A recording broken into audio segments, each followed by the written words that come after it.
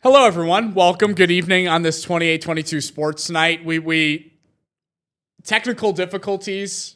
We're all good now.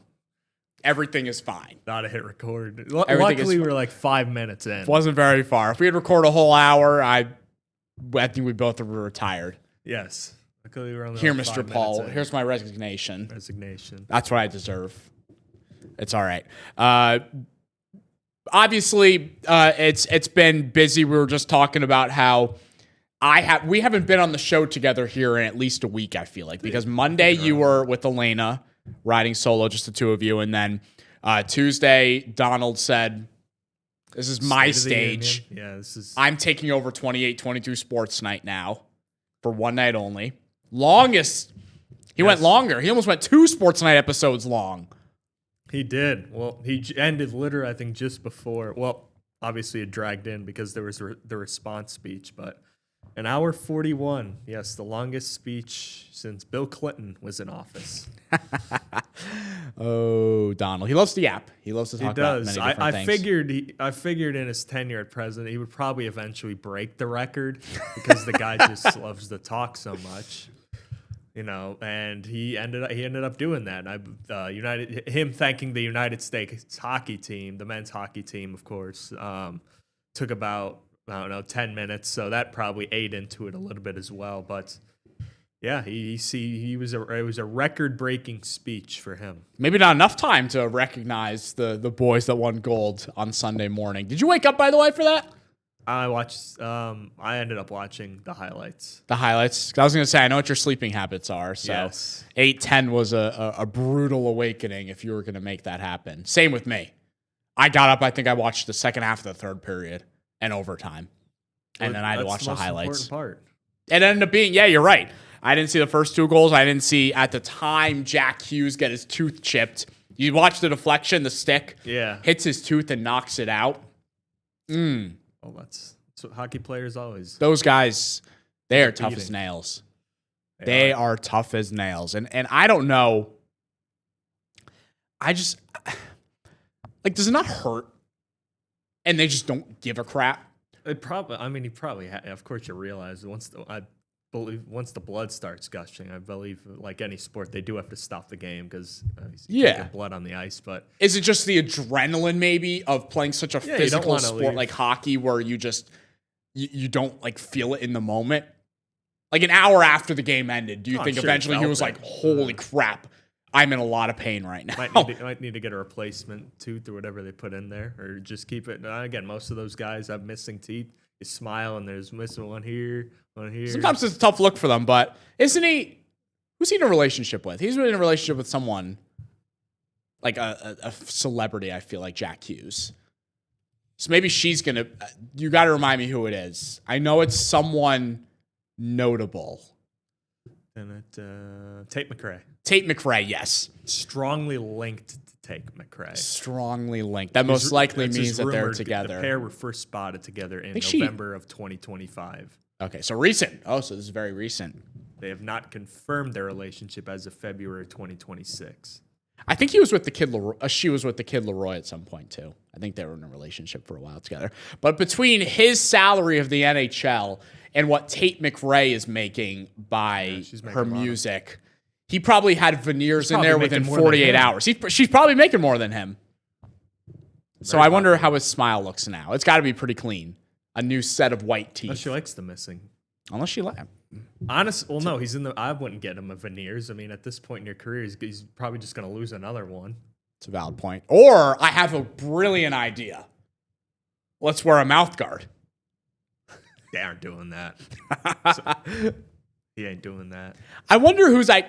Did they ever wear mouth guards? Because I know back in the. I mean, I guess no, because in the old days they wouldn't even wear helmets. No, they would wear like leather. It'd be like football. They were like the leather.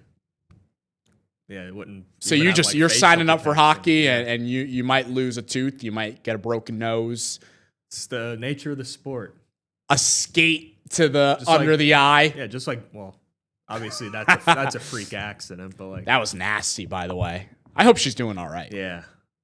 I don't remember which country she was from or what her name is, but the one girl during the speed skating accident where it looked like there were like a couple tripped on each other and it was just the split second of the skate going up and getting under her. She's lucky it got underneath her eye and not in the eye. That would have been so much worse.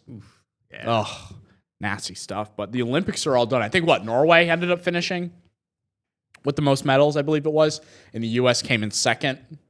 But obviously, a lot of eyes were on that gold medal game for hockey. Yeah, and getting over Norway's not getting that gold medal. Norway, I mean, what? It's cold in Norway. I've never been to Norway. Yeah, they won by 41. A significant amount, right? They won by 8. Yeah. 18 gold. Yeah. Again, Winter Olympics. A lot of mountains there. A lot of snowy weather. So obviously they're going to be at an advantage. But yes, it was the U.S. with 33. It was basically them and Norway, and then the Netherlands with 20. Italy did have 30. The host. Yes, the host. And then Germany did have 26. Okay. I won't lie. Going into it. But nope, they do go by gold medals. But since Italy technically finished in 4th because they tied for the amount of gold medals with the Netherlands. And then they had more silver medals. That's what it was, because Italy had 14 bronze medals, where the Netherlands only had 3. But since the Netherlands had the 7 gold medals over the Italy's 6 the 7 gold medals for the Netherlands and Italy's 6 silver medals, that's where the advantage. So top 3: Yes. Norway, United States, Netherlands with 20. 20 total. Italy had 30 total, but Netherlands had more gold medals. Had more. They tied for the amount of gold medals. They had 1 more silver medal. Let's just only give out gold medals. They basically go down the line. Let's just only give out gold medals at this point. There's no second place winner. Only first place. If you're not first, you're last. That's what I was told at a young age in my little basketball tournaments as a child. Well, unfortunately, that's not how the Olympics they're giving. They like everyone to win. Everyone has a shot. I won't lie. I started to enjoy watching, and I was a bit skeptical going into it because I'm not as familiar. I never really grew up skiing or snowboarding, so it's not like I was around a bunch of winter sports and everything.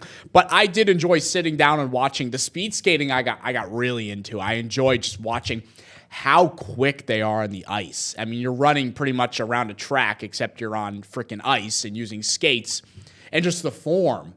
I love when they're going down the long stretch, hands behind the back and forward, just sliding side those arms to side. Slow them down. They've got to be lengthy dudes. In great shape as well. And also, I think I was mentioning before that I love the luge. I love those things where you're just in little tubes and you're flying down 80 miles per hour. Bobsled's another one, yes. And then the snowboarding's fun to watch too, just the tricks that they're able to pull off. And, obviously hockey's the big one. And it was just high-level hockey. And you think back to the last time that the U.S. and Canada met in the gold medal game, it was such a similar situation where we're going into overtime, and it's Sidney Crosby who scores the golden goal this time to keep the U.S. still away from a gold medal, and then finally they're able to get it this year. Did you see he's done for 4 weeks? Crosby, I saw he got put on the, the IR? They have an NHL 4-week minimum at least. 4 weeks. That kills the Penguins, too, because they're actually really surpassing the expectations. Yeah, big time. That sucks for them. And they were showing a graphic in one Canada game I was watching, and he's just. It's hard to argue he's not the greatest Canadian hockey player of all time with the accolades, not only between the NHL, but they were showing like international stats. Like when he was 18 years old, he was the captain of the junior Canada team. And now he's the first player ever to be captain of Team Canada twice in 2 different Olympics. He won them a gold in 2010. It's pretty remarkable what that dude's done. And then obviously for our area around here, the hockey fans, we have the Penguins here, and Crosby being a lifelong Penguin. It's no secret what he's done in Pittsburgh, winning multiple Stanley Cup championships. And You hear all the crap about them saying we're still the better team, Canada. I know the one guy's interview. He said, yeah. You know what? I respect it. You know, you're gonna stand up for your country. You're gonna stand up for your team. You know, maybe they were on paper. Maybe they had the advantage. That team is a hell of a team. They are. Who they've got. Two of the best teams. But easily. for that 61 minutes and 48 seconds of hockey, the U.S. was the better team. They were. And, you know, I think Nick Toma was saying yesterday, and I think Elaine and I were talking about this on our episode on Monday. If these teams play 10 times, it's probably a 5-5, 6-4 ordeal. On that day, on that ice, it was the U.S. who was better, and that's what counts.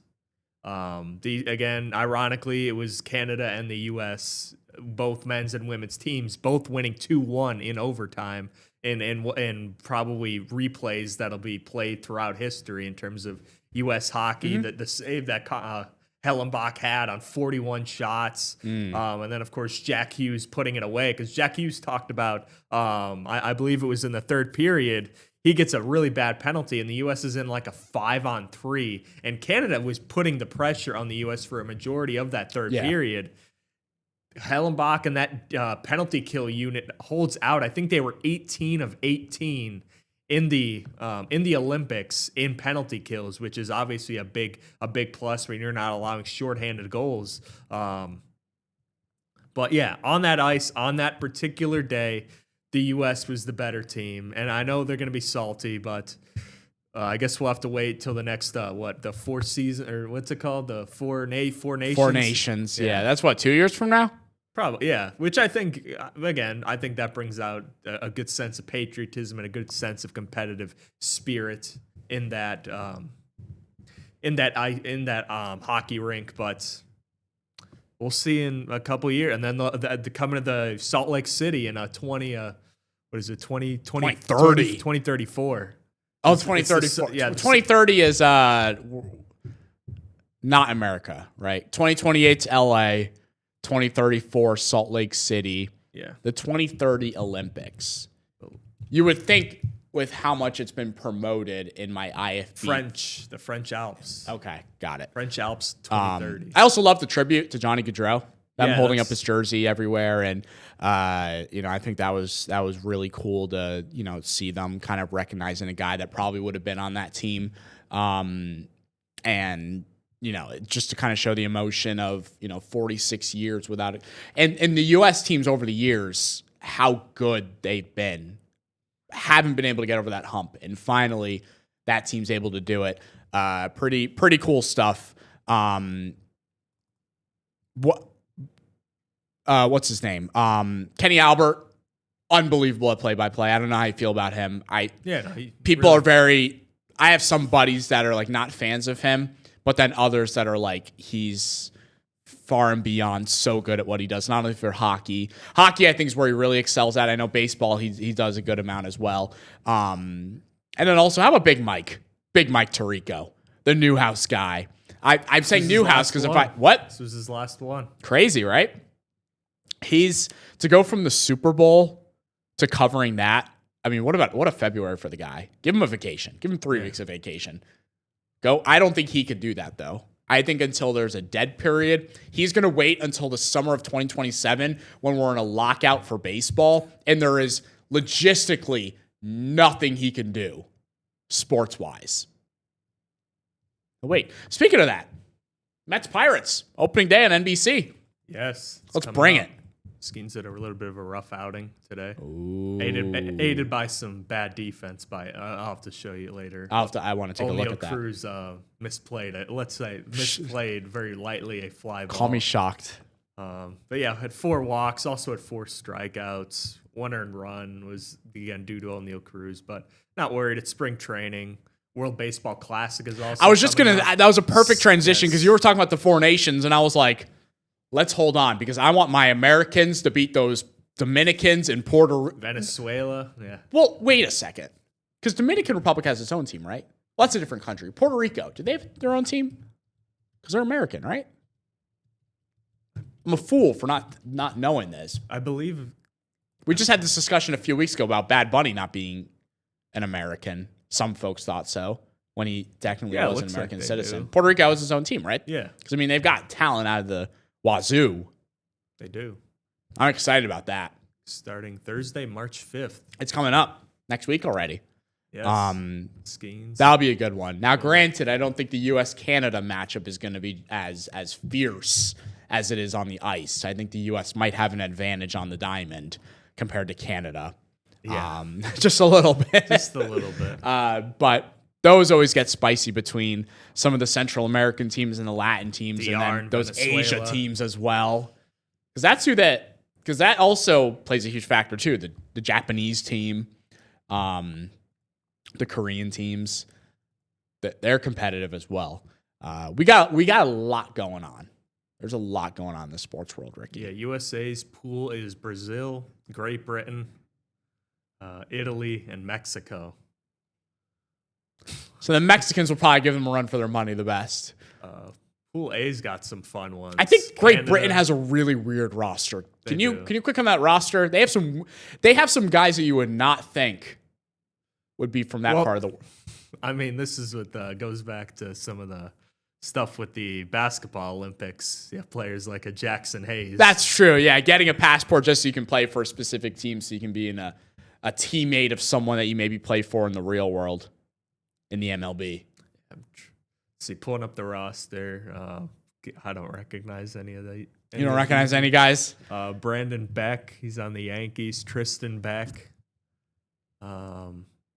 Miles Langhorne, Graham Spraker, Owen Wild, Jack Seppings, So it might be a long day for the Brits when they play U.S. Gary Gilhill, Ryan Long. Yeah, I'm not seeing. It's been a long 9-inning game. Yes, and then of course you have some. The Group A, I believe, is a fun one. Canada, Colombia, Cuba, Panama, and Puerto Rico. That's going to be a fun one. Yeah, you're right. And then, That's going to be competitive. and then you look at some of the other Pool C: Australia, Chinese Taipei, Czechoslovakia, Japan, and Korea. And then you have on the last pool the DR, Israel, Netherlands, Nicaragua, and Venezuela. Feed me that. Feed me Group D. That sounds like some unreal baseball about to be the played. the U.S. is a pretty soft one. I think Aaron Nola's pitching for Italy.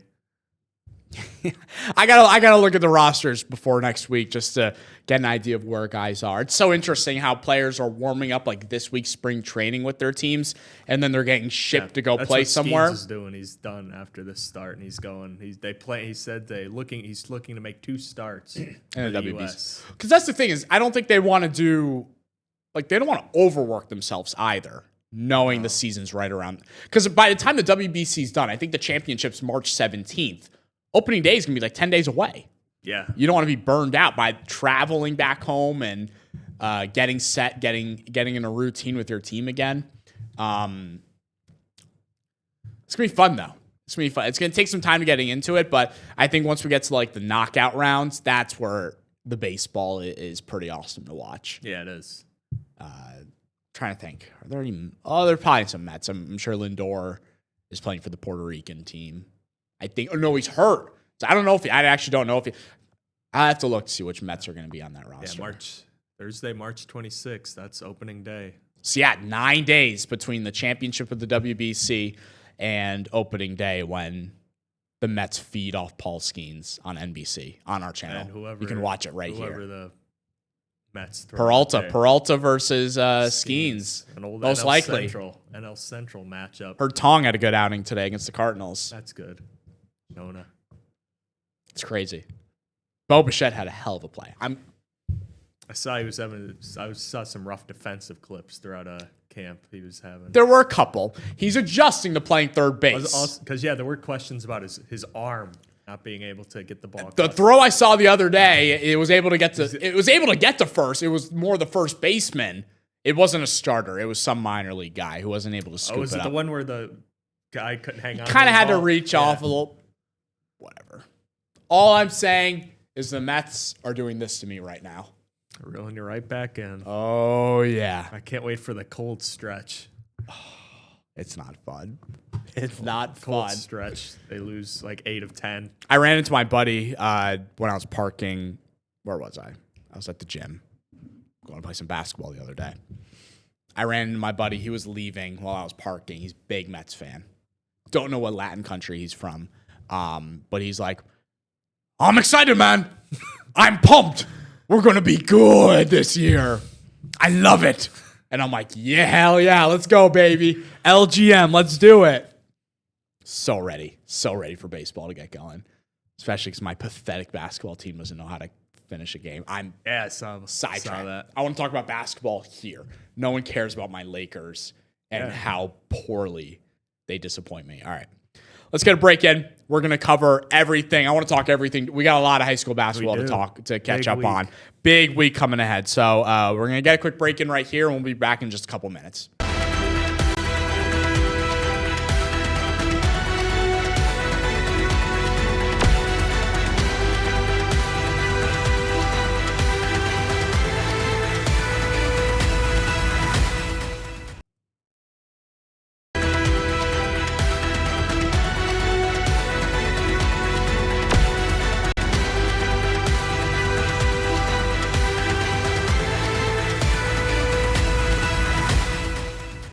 Right back here on 28-22 Sports Night. Ricky, we've got a big week ahead. Like you said, 3 days of basketball at Mohegan Arena, District 2 championship games. Really what everyone plays for the first 3 months of the season. It's to earn a spot, not only in districts, but you most classes and brackets, you've solidified yourself to play at least 2 more games because you got state tournament games starting next week.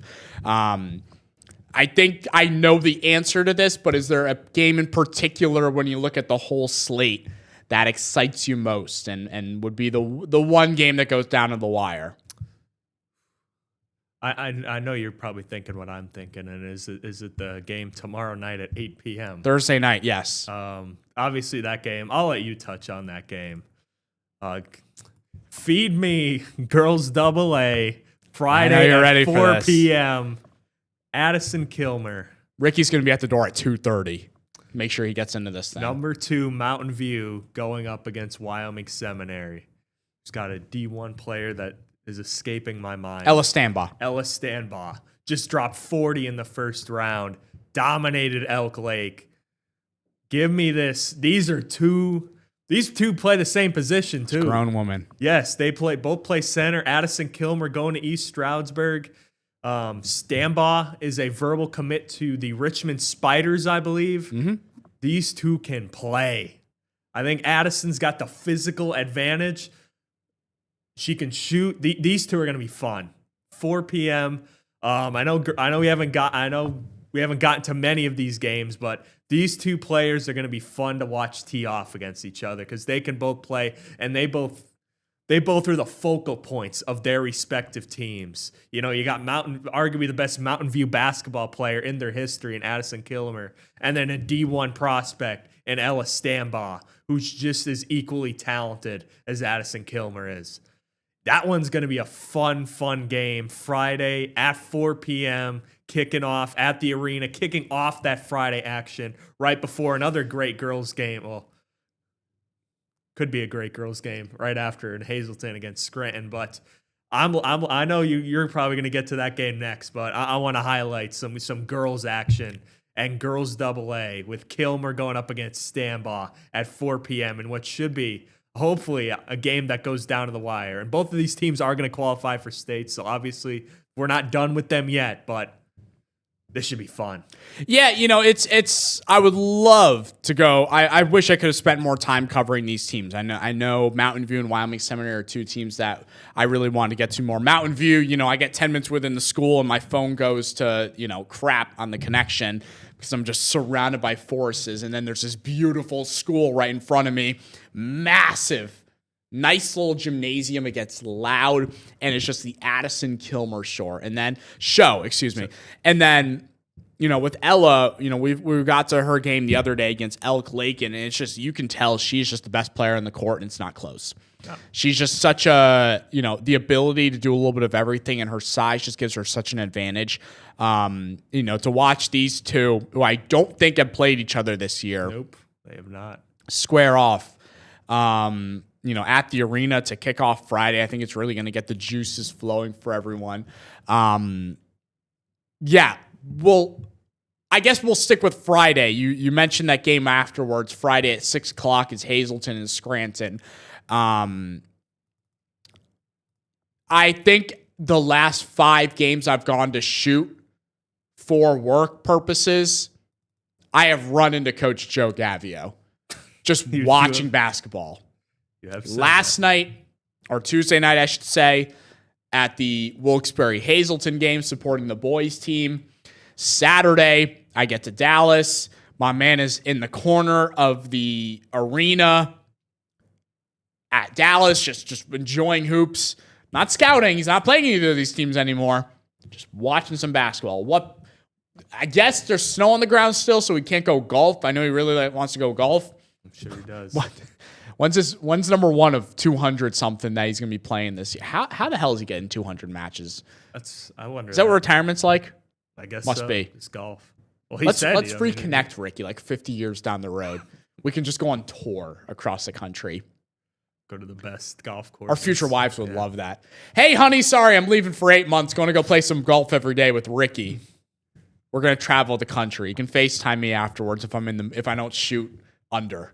If I shoot over, I won't be in the mood to talk. I'm going to have to reset, watch my film, and get back on the grind for the next day. Maybe go shoot at the range a little bit.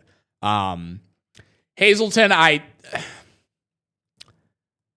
want to be optimistic, and I want to find the positives about Scranton. I really do. Chrissy Jacklinski, she's a stud. She's a Division I basketball player who can score all over the floor, and they have some other pieces as well, getting to watch them. I think I watched them at the Line It tournament a couple times. They're a really, really good team. They're just, the word I used for Hazleton was they're just a gauntlet of Cougars. And it's hard to slow them down. It's,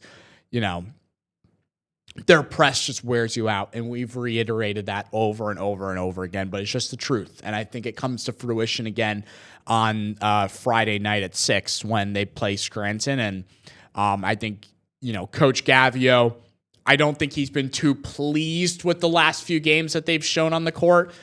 And I think no better way to kind of boost yourself into the state tournaments than just beating the living crap out of a team. And I think that's exactly what Hazleton's going to do. Watch me be wrong. Watch me be wrong and take away my microphone. Hazleton plays the worst game of the year. Just watch it happen. So I think that's the case with them. And then Friday night to wrap things up, it's Crestwood and Abington Heights for the boys. Abington Heights, they could drop 90 on you if they really wanted to. They just have that ability. Crestwood, they've got my version of Brendan Ingram, NEPA's Brendan Ingram, and Aiden Agapito.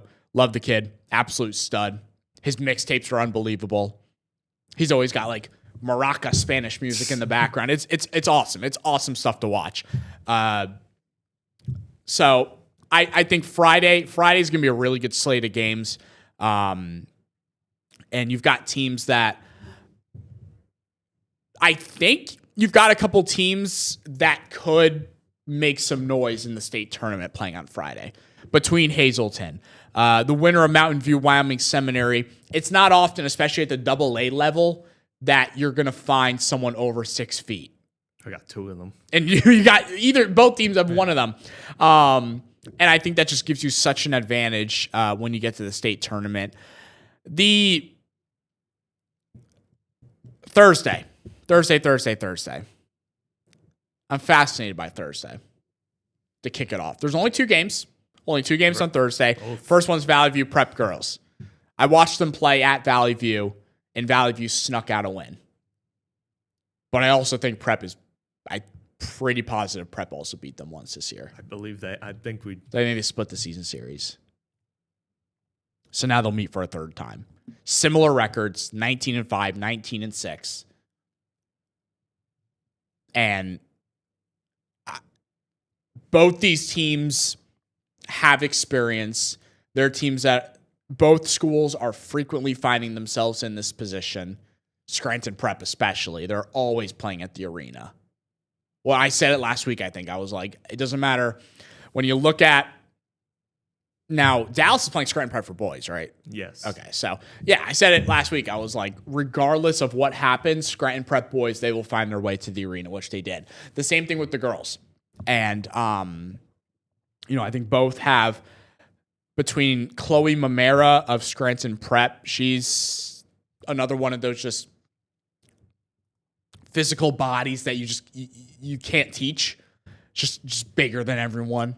And she's shown it all season being one of the best players in the Lackawanna League. And then for Valley View, you got Cora Castellani, who, a smaller guard, not very tall and going to intimidate you with her size, but I think her playmaking, her scoring is definitely where she, really strives in and could lead this Valley View team to knock off Scranton Prep. And I think technically Valley View, they're the higher seed, right? No, excuse me. Valley View's a 2 seed, Prep's a 1 seed.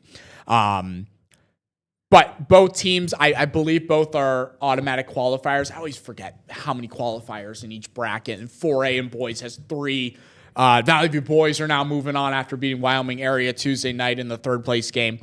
So that's what I kind of view with the 4A girls bracket in that championship game Thursday night to start things off. But I mean, I told you, I thought I figured you were going to say this one. You gave us the fun, sneaky pick with Mountain View and Wyoming Seminary, but I think the attendance of these games, the most might be to Thursday at 8 p.m. Kicking it off, that big fun boys AAA, much awaited 3rd matchup between Dunmore and Riverside. They hate each other. Yes, you have been to these games and things have gotten testy. Not on the court, but also in the hallways too. In the hallways. We're choking people, from what I've heard. Yes. There are altercations happening at halftime where we have to bring entire student sections out to the hallways to confront people. We're having kids kicked out left and right from the game, from a basketball game. And this is for all them. I mean, again, both of these teams do make it. Both of them, I think we agree, are more than capable of making a run. But for a 3rd time, Riverside and Dunmore, it's give me the popcorn. I mean, again, you mentioned you have a great game to kick off the night with Valley View and Scranton Prep at 6 p.m. But the nightcap is just as good with Dunmore and Riverside. 2 teams that do it different ways. Dunmore has always been more of a team-oriented approach with their, of course, you have Jimmy Clark and Braden Canavan to really kick off that matchup. And then on the other side, you have Riverside with Nico Antonacci and Braden Rose and whoever decides to step up that night. Or they both can just step up. Or they both just and go drop off 30 and on you for 60, 65 points, which is the normal case. But 2 teams that do it different ways. And again, with Dunmore, I think they understand Nico Antonacci is a next level player. He's going Division I. And when he's making tough shots, he's making tough shots. You just have to live with that. You know what you got to do? Salute him. Salute him, Ricky. As Darvin Ham would say, you just got to salute him because at some point he's just going to knock down some otherworldly shots. He's one of the best shot makers in this area, and he's been face guarded. He's been double teamed. I'm sure teams have went zone against him.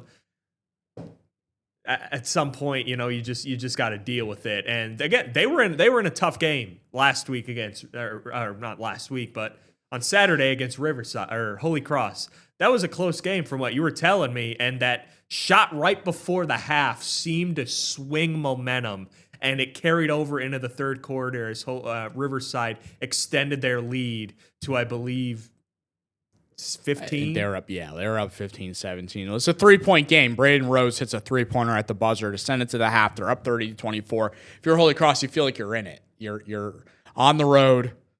Sold out crowd. Thank God they let me in.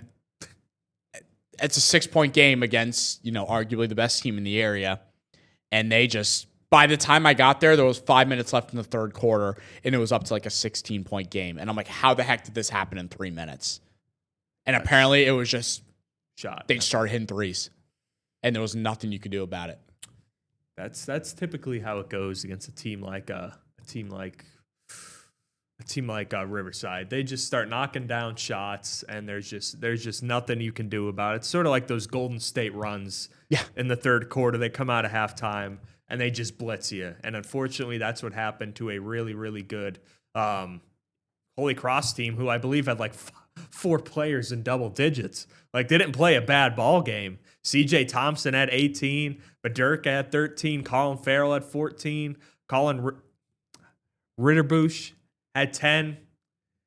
But in the end, when Nico Antonacci and Braden Rose combined for 57, and then you're getting that third guy, we always say it, they're led by 2 studs, but if there's a third guy that can get going for this Riverside team, you're probably not beating them, because those 2 combined for dang near 60. And if someone else gets around 10, you're like, okay, that's already 70. And it was right when I got there, too. It was Kyle Connor, this senior, steps up, and he was hitting every three, leaving alone in the corner. And he's hitting 3 after 3 after 3, and that lead just continues to balloon. And really, there's no answer, because then you got to realize, oh, shoot, we can't forget about the 3 other guys on the court. This is a 5-on-5 game. But then that happens, and you've got a kid that he sees a one-on-one matchup and he's licking his chops because he knows he can get whatever shot he wants. And I think that's what makes him the scariest team in this area that can make a state playoff run. And next week, we'll have all the time in the world to figure out, matchups, brackets, who's going to face who. But if I'm looking at it right now with a blank state tournament bracket, you look at that AAA tournament, and it ain't going to be easy if they get to the quarterfinals or semifinals, because damn well there's going to be a team out of Philadelphia, there's going to be a team out of Allentown, there's going to be a team out of one of the bigger cities that are going to be waiting, that has a kid like this. They have multiple kids like this that can just take over games, and it's how does Riverside match up against a team like that? We're not at that point yet, so that's why I'm saying right now they're the team in this area that I think can make the deepest run in the state tournament, just because they have number 3 on the court with them, and he can give you 30 any night. And I think I saw his total. I think he's scored over 700 points this season alone. 702, 91. Kids strive for 1,000 in a career in 4 years. He's got it in 2. Yeah.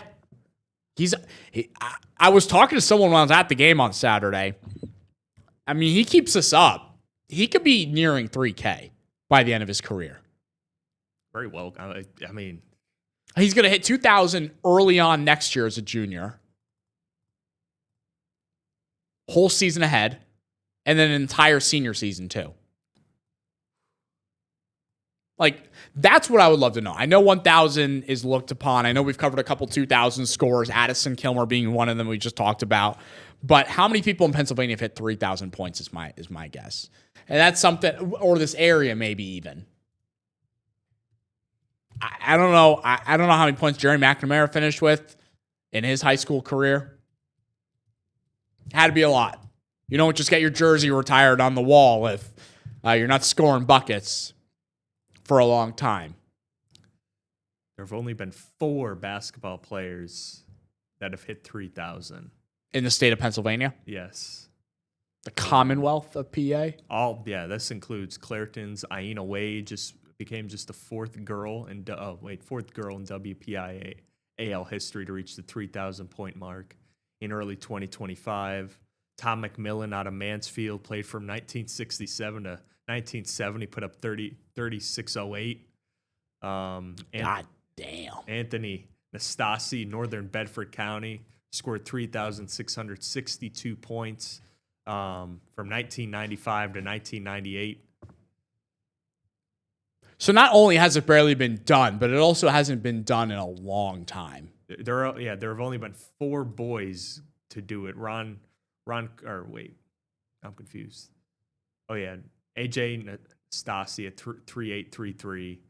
Tom McMillan at 36.08 out of Mansfield High School. Billy Owens 32.99.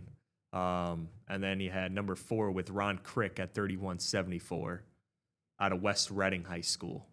He graduated in 1961. So there have only been 4 boys to do it.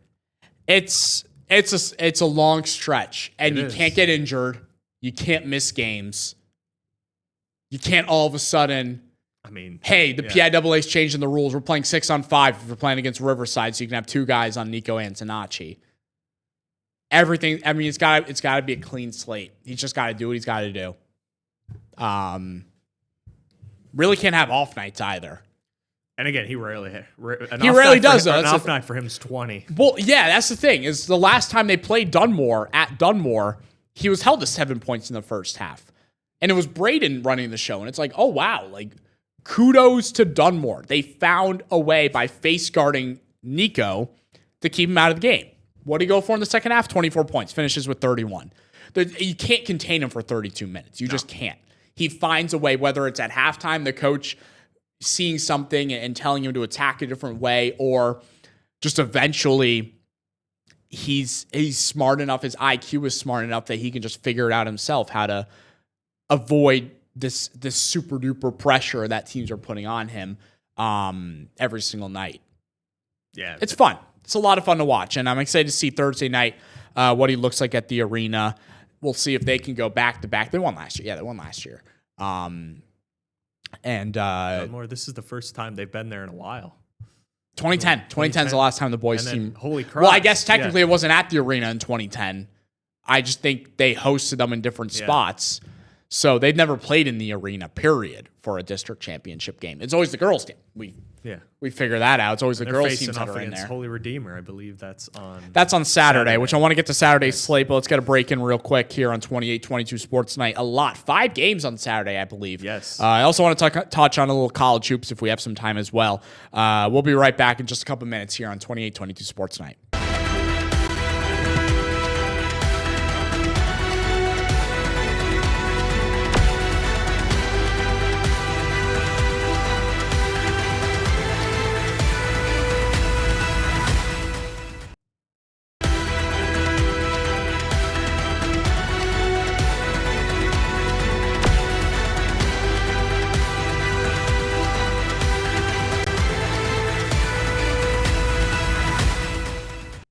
Returning here to 28-22 Sports Night. Saturday's the big day at the arena, Ricky, because we've got 5 games on deck, starting with Holy Redeemer Dunmore, like you said.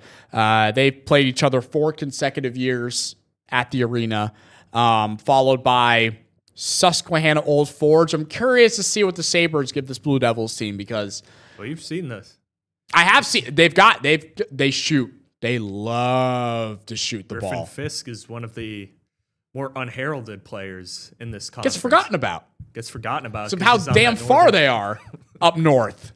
But yeah, I think he's one of the top scorers in division, that boys AA division, and I think maybe in the Lackawanna League. He's definitely up there. So I'm curious to see, because Old Forge.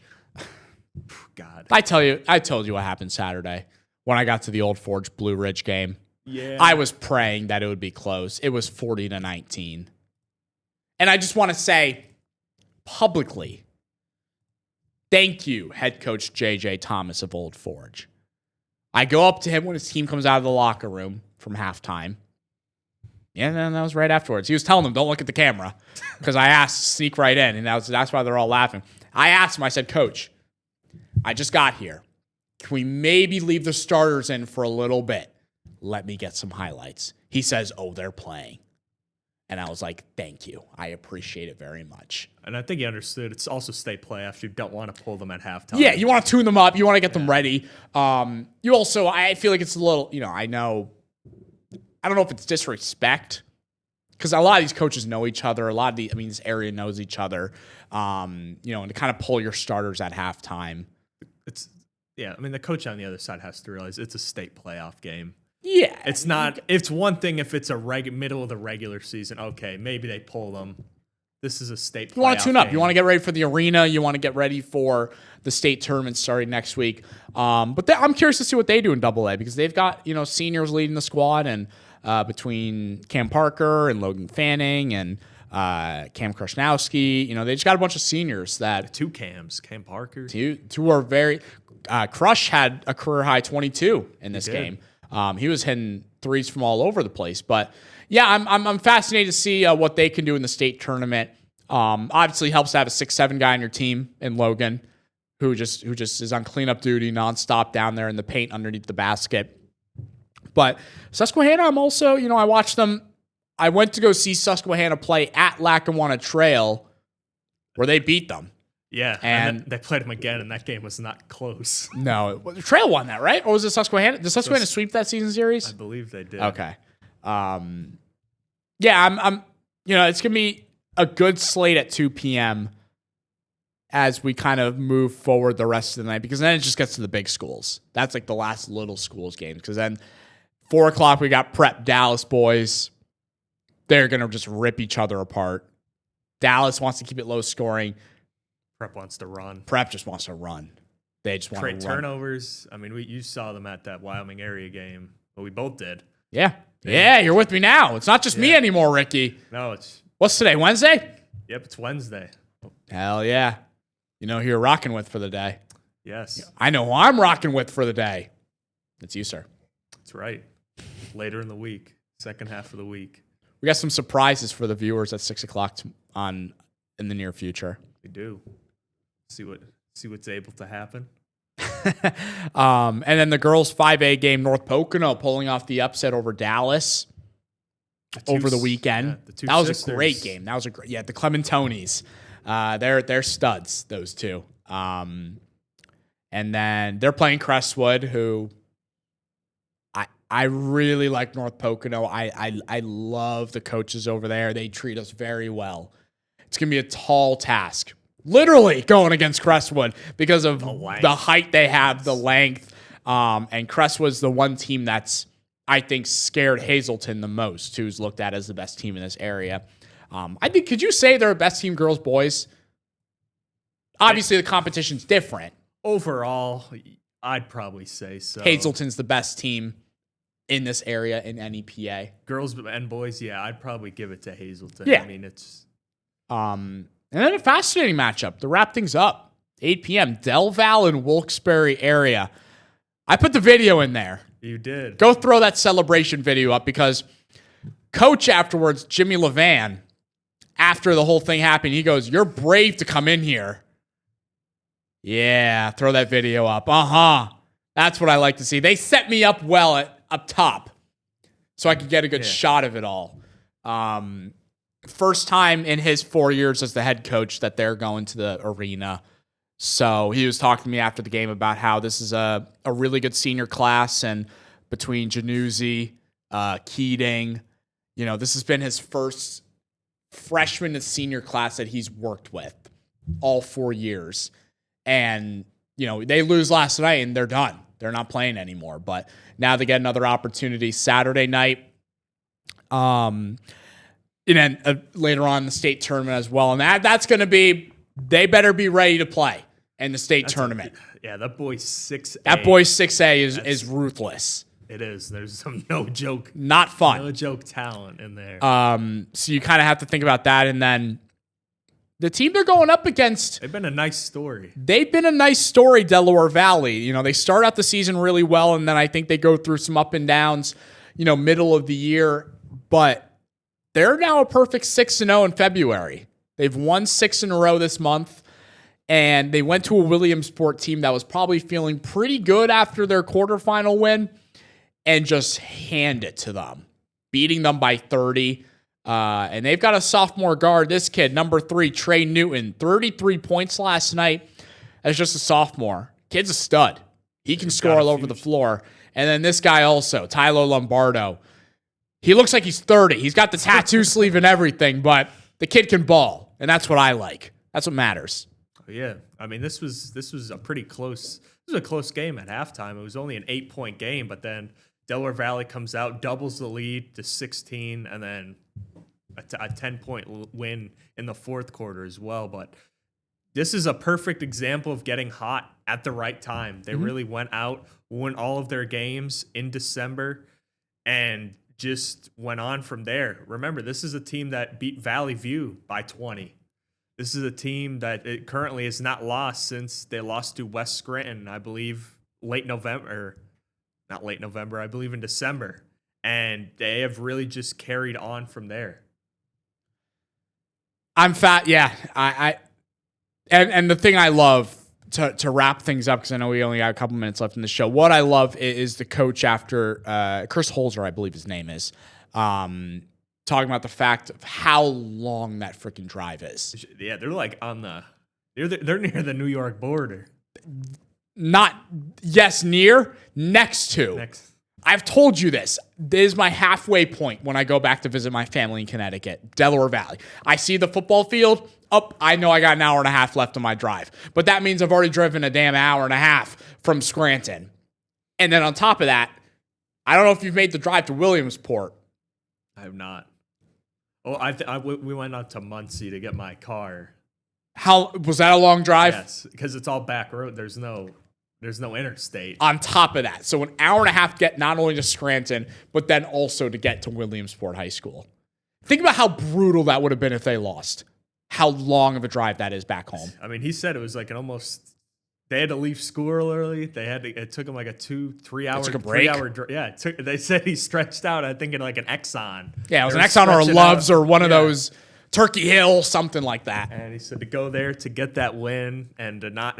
I mean, we saw a team in Athens go to Central Columbia. It's a 2-hour drive. Athens unfortunately ran off the floor against Central Columbia and Not had to fun. make that 2-hour drive back up north. That poor coach, that poor assistant coach must have been going through it on that ride. But yeah, what I loved, coach said it.